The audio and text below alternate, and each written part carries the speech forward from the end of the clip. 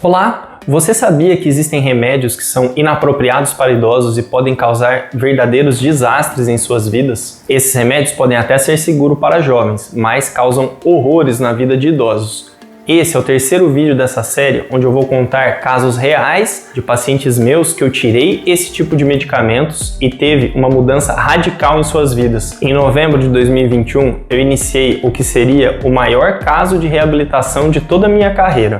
Comecei a atender o Sr. João, de 84 anos, que tinha sofrido uma fratura de fêmur em junho de 2021. Depois dessa fratura de fêmur, ele ficou internado por quase 3 meses no hospital. Depois disso, teve diversas idas e vindas por conta de que o sódio estava muito baixo. Aí você me pergunta, doutor, o que é sódio baixo? O que ele causa? O sódio baixo, como chamamos no termo técnico hiponatremia, causa sintomas horríveis no idoso ou em qualquer pessoa que tenha o sódio baixo. Que sintomas ele causa? Ele pode causar alteração importante da memória, sendo um exame obrigatório no rastreio de pacientes com suspeita de doença de memória como Alzheimer. Em casos de sódio muito baixo, isso pode levar uma pessoa normal a dormir o dia todo, não se levantar nem para comer nem para ir ao banheiro. Além disso, também pode causar crises convulsivas. À primeira vista, quando olhei o Sr. João, imaginei que seria um caso de reabilitação quase impossível. Ele estava sentado em uma cadeira de rodas, não conseguia segurar o próprio pescoço, com traqueostomia e uma sonda de gastrostomia.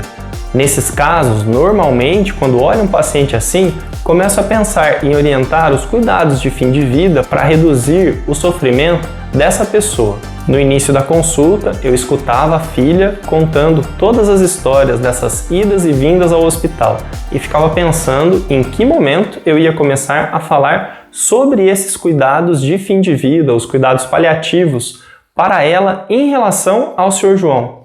Até que aos 45 do segundo tempo, quando eu já estava com as receitas prontas e ia começar as orientações, ela falou: doutor, tem uma coisa que eu gostaria de falar para o senhor que eu não sei se é muito importante.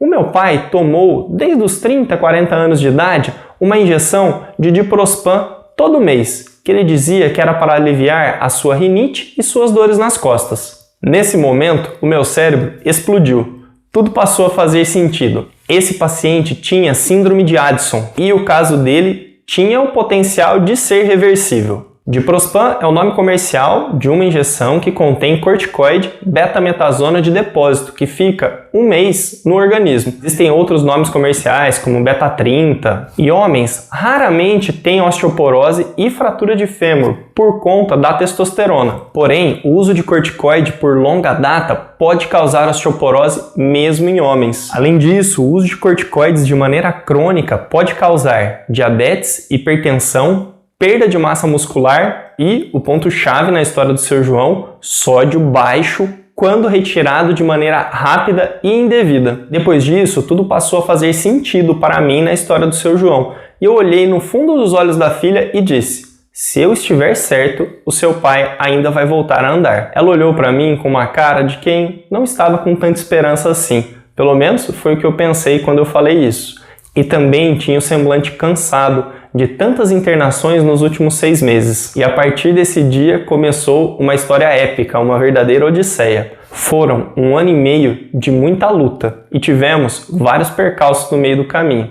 A conduta inicial foi retornar com os corticoides, retornei com prednisona e fludrocortisona para conseguir segurar esse sódio em valores normais. Depois disso, conseguimos deixar o sódio em valores normais e estávamos comemorando que a sua melhora estava sendo galopante.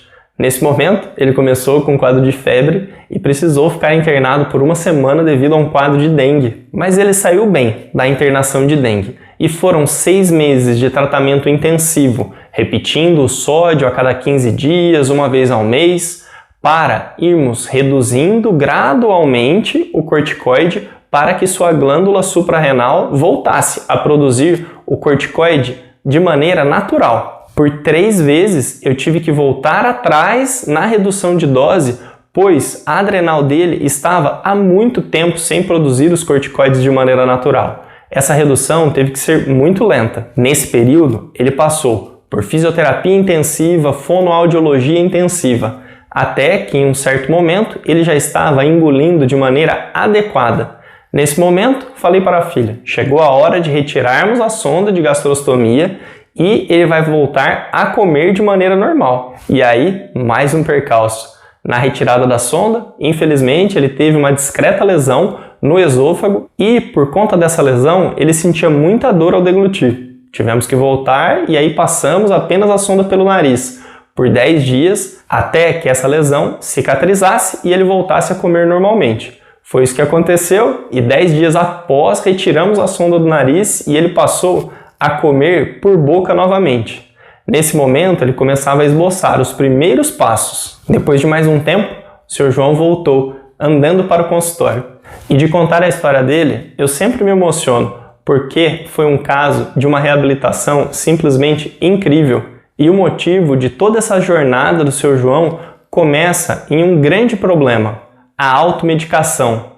Por sorte, a história do Sr. João, apesar de todos esses percalços, está nesse momento com um final feliz. Ele está com uma vida normal, ativa, andando e fazendo suas coisas do dia a dia, mas sofreu muito por 1 ano e meio. E quais são as lições que nós podemos tirar da história do Sr. João para a nossa vida e a vida dos nossos familiares? Primeira lição, não se automedique. A automedicação invariavelmente vai dar errado. Segundo, o uso de corticoides de longa data pode ser feito sim, principalmente em algumas doenças autoimunes e transplantes, mas esse uso crônico tem que ser seguido de perto pelo seu médico de confiança, para que ele possa ir manejando os efeitos colaterais para que você não tenha essa triste odisseia do seu João. Terceiro, deixe claro para o seu médico todos os medicamentos que você toma, inclusive se você se automedica. Também deixe claro todos os comprimidos que você ingere, mesmo que suplementos. Isso pode fazer muita diferença na sua vida, principalmente em casos de internação. E quarto, se inscreva aqui no canal, compartilhe esse vídeo com o máximo de pessoas que você conhecer e deixe o like para que o YouTube mande esse vídeo para muitas pessoas. Esse conhecimento realmente pode salvar vidas. Vou deixar o link na descrição aqui abaixo de uma lista de remédios potencialmente inapropriados para idosos. Um grande abraço, muito obrigado.